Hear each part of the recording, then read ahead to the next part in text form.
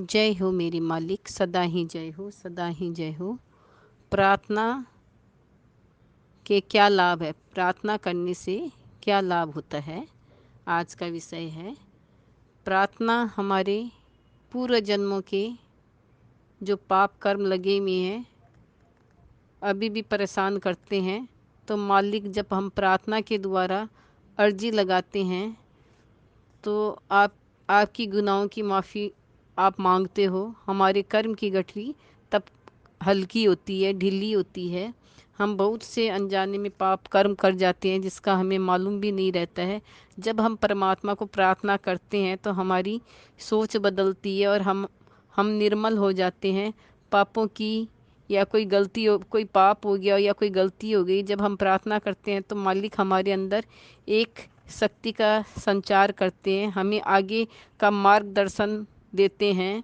प्रार्थना करने से हमारे विकारों में कमी आती है, हमारा मन परिवर्तन होता है। प्रार्थना करने से हमारा जी हल्का होता है, मन हल्का एकदम हो जाता है। एक परमात्मा ही है जिससे हम अपनी कोई भी कष्ट होता है तो हम उनको कहते हैं। कोई भी हमारे ऊपर विपत्ति आती है तो हम परमात्मा को अर्जी लगाते हैं, उनको पैसे वगैरह चढ़ाते हैं, सवा मणि बोलते हैं, जो जिस धर्म में वो बोलता है। लेकिन ये एकदम सरासर गलत है। जब आपको कष्ट आता है तब आप परमात्मा को के पास प्रार्थना करने, अर्जी लगाने चले जाते हो, और जब आप सुखी रहते हो तो आप परमात्मा को याद भी नहीं करते हो। इसलिए नाना प्रकार के आप कष्ट को भोगते हो। इसलिए परमात्मा का हमें हर पल शुक्रिया अदा करना चाहिए। और प्रार्थना करने से अनगिनत लाभ होते हैं, अनगिनत, जिसकी कोई सीमा नहीं होती है।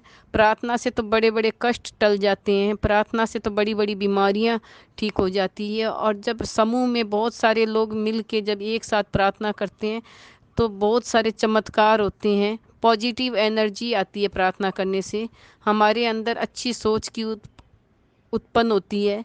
प्रार्थना के अनगिनत लाभ है, इसलिए परमात्मा को हमें हर पल प्रार्थना करनी चाहिए। और प्रार्थना के हम नहीं करते हैं तो हम वंचित हो जाते हैं।